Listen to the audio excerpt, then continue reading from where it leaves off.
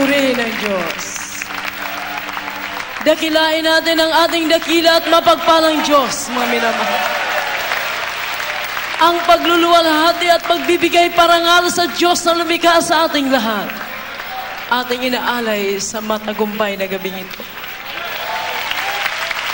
Pangalawa po ay aming binibigay ang buong paggalang sa taong ginamit, ginasangkapan ng mahal na Panginoon para ang anumang proyekto ay maging matagumpay.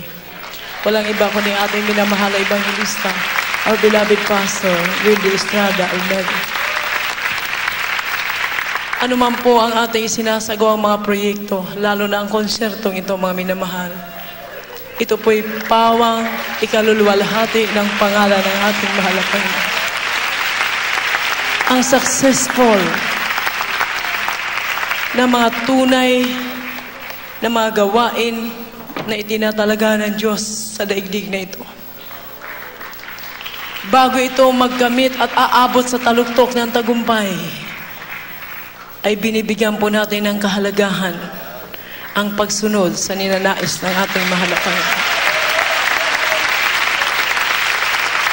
Way back 1969 up to the present, tinawag kami ng mahal na Panginoon sa simpleng pagkatawag sa hindi sukat akalain.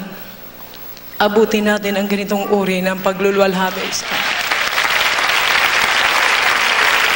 Ang buong akala niyo abang lingkod, mga minamahal, hanggang lamang doon sa aming pagkilala sa Diyos, ang aming katayuan.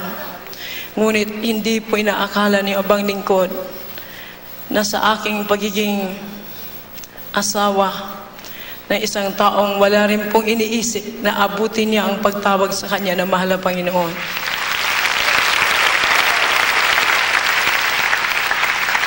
Wala po sa aming plano o sa aming panaginip ni sa aming desire na kami ay aabot sa ganitong kalagayan. Kaiba po ang aming plano bilang mag-asawa. Maging matagumpay sa negosyo. Maging marangya sa daigdig na ito.